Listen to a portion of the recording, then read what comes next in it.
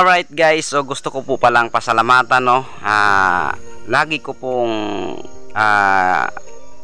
nilagay sa aking puso't isipan na sobrang thank you po talaga, no, kay Miss Eleanor's Aldi or Norse Aldi. Ayan po. Guys, paki-subscribe po sa kanyang YouTube channel, Norse Aldi. Ayan guys, thank you po talaga dahil isa po siya sa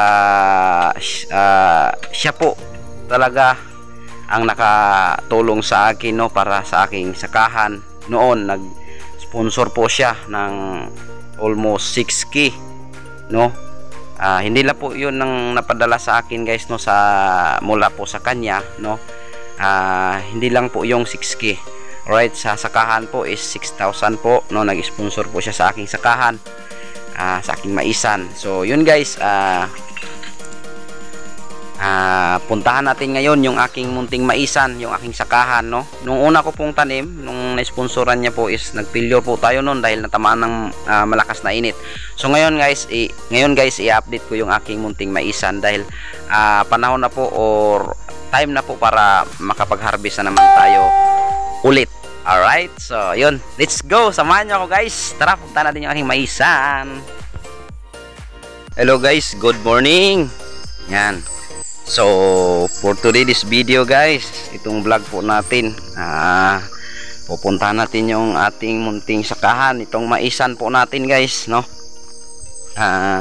Update lang natin yung ating munting maisan dito, no, dahil ngayon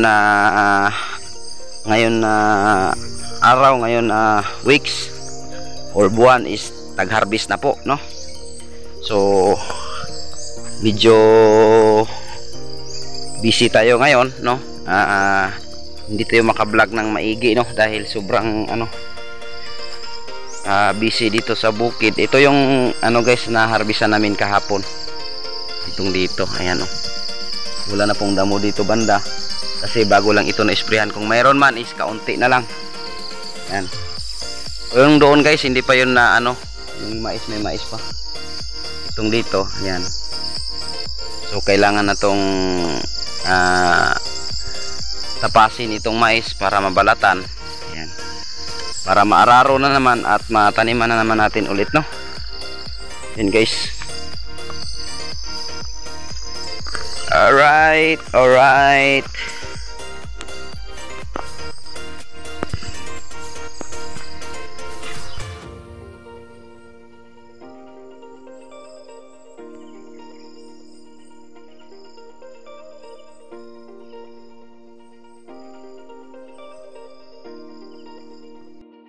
So ayan guys, makikita nyo yung mais natin is pwede na siyang harvestin, no. Yan. Yan po yung mais natin guys. Yan. So papunta po doon sa dulo yan. Yan. Pero itong dito is tapos na yung nabalatan, no. Ayan, wala na siyang mais. So ito na lang yung dito banda guys.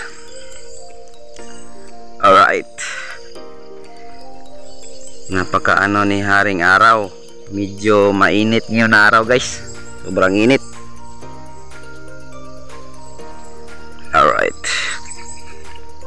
Yan, hanggang doon pa guys, hindi pa yan na harvest, no.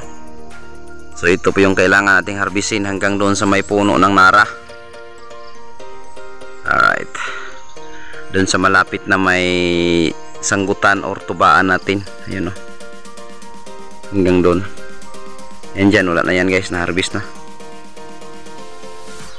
Buti pa sila doon, no, nakapag-harvest, nakapagtanim na sila yun, no, na may araro. Yan. Iba naman may ari noon guys. Pinsan ko. Ito dito sa atin, tapusin natin to para maararo to, para mataniman naman ng mais. So yun guys, is uwi na tayo. Yan, update ko lang yung aking munting sakahan or maisan. Medyo failure tayo ngayon guys, no. Kasi mura na yung mais dito sa amin. Ang lamang na lang nito guys is gawin na lang bigas, ipapagiling na lang yung mais, hindi na lang ibinta.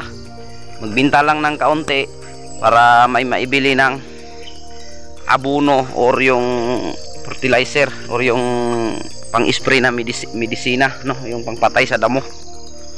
Yan, magbinta na lang ng konti, 3 sako or 2, ganon. Pero kung ibinta lahat, hindi na pwede guys dahil sobrang mura ng mais. Halos hingi na lang yung mais dito sa amin, no? 15 yung kilo per kilo ng mais. Dati 21, no? Sobrang mahal. Ngayon mura, kaya hindi natin pwede ibinta lahat guys. Kawawa tayo. Right. So hanggang dito na lang guys yung napakasimple kong vlog, at ingat po kayong lahat guys. Ayan, shout out po sa lahat ng mga OFW dyan at sa mga minamahal kong mga taga-subaybay ng mga simple kong vlog or video dito sa buhay probinsya, buhay bukid. And guys, ingat kayo palagi guys, at God bless us all. Thank you.